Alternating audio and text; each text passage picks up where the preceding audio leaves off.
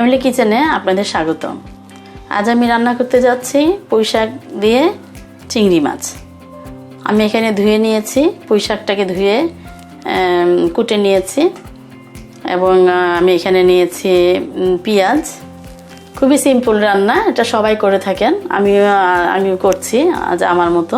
আমি মশলা নিয়েছি, পেঁয়াজ কেটে নিয়েছি এখানে বড় একটা, এখানে একটা আলু দিয়েছি, না ছোট ছোট দুইটা আলু আছে এখানে। আমি নিয়েছি চিংড়ি মাছ কুটে ধুয়ে নিয়েছি। এখানে নিয়েছি সামান্য রসুন, কাঁচামরিচ 3-4টা, নিয়েছি আদা বাটা, রসুন বাটা। এখানে নিয়েছি ধনিয়া সামান্য 1 চা চামচ, ধনিয়া, মরিচ গুঁড়া এবং হলুদের গুঁড়া।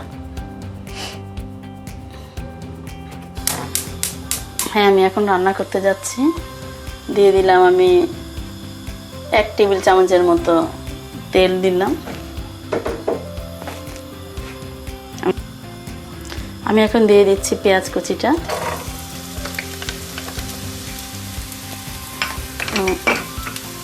সাথে দেব 3-4 ফালি মরিচ কাটা,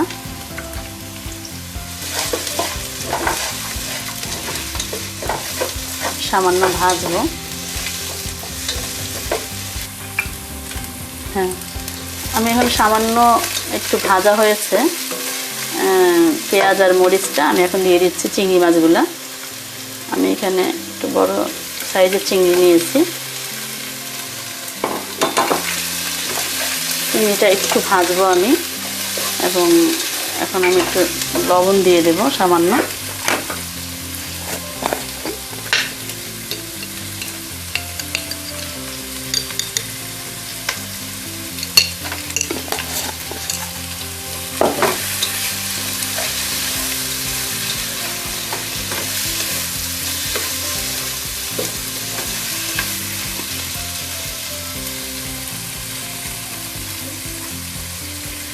হ্যাঁ, সামান্য ভাজা হয়েছে। আমি এখন দিয়ে দেব হলুদ, মরিচ আর ধনিয়ার গুঁড়াটা।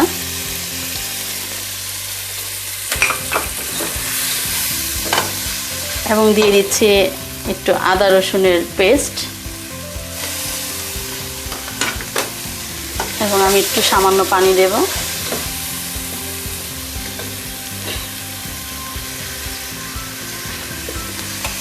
সামান্য পানি দিয়ে আমি একটু জাস্ট কষিয়ে নেব, মশলাগুলি যেন পুড়ে না যায়।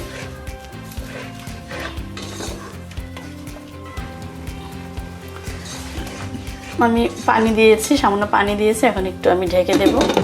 এটা একটু হবে, একটু কষা হলে, মশলাটা কষা হলে আমি দিয়ে দেব শাকগুলো। আচ্ছা, কষানোর সাথে সাথে আমরা কিছু ডাঁটা একটু দিয়ে দেব।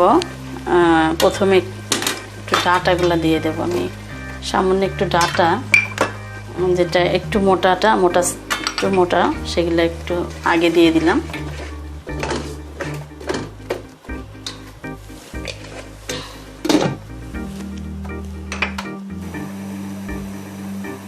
হ্যাঁ, এখন দেখিয়ে নিচ্ছি। হ্যাঁ, মশলার কষানোটা হয়ে গিয়েছে। আমি এখন শাকগুলো দিয়ে দেব।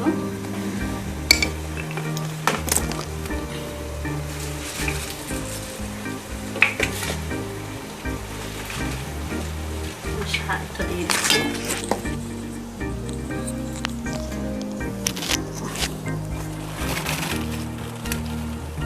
শাকটা আমি ধুয়ে রেখেছি, ঝরাতে দিয়েছিলাম।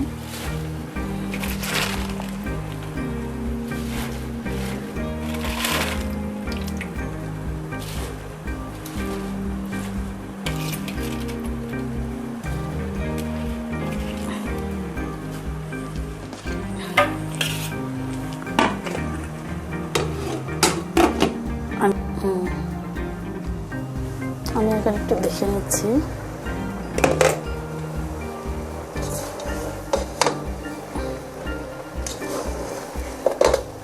হ্যাঁ, একটু এখন আমি আলুটা দিয়ে দেব।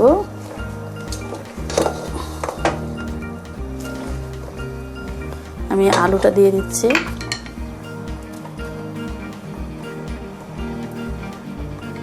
এবার আমি দিয়ে দিচ্ছি সামান্য টমেটো,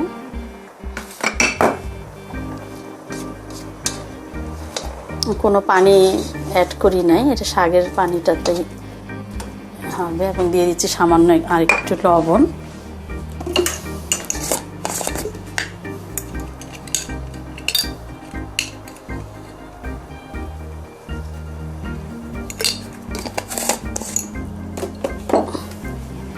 এখন ঢেকে রান্না করব।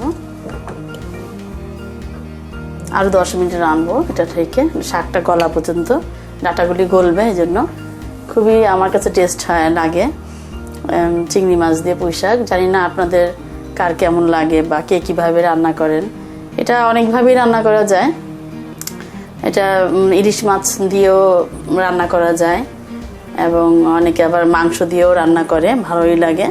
তো চিংড়ি মাছ দিয়ে আমার মনে হয় বেশি ভালো লাগে। আমি এটা চিংড়ি মাছ দিয়েই সবসময় করি।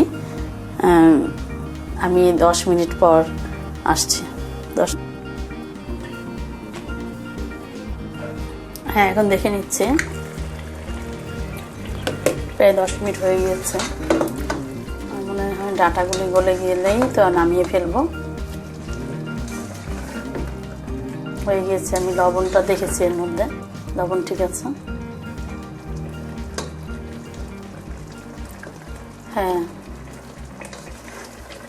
আমি 2 মিনিট রেখে আমি পরিবেশনের জন্য নিয়ে নেব।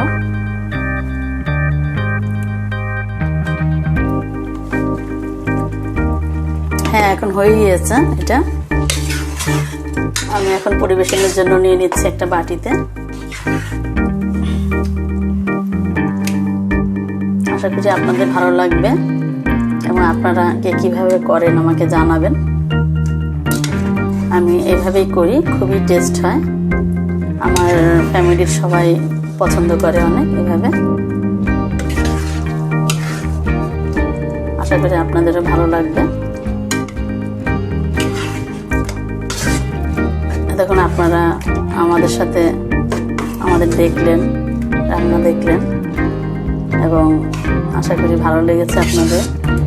আমি এইভাবেই রান্না করি। তো আমি এখানেই শেষ করছি।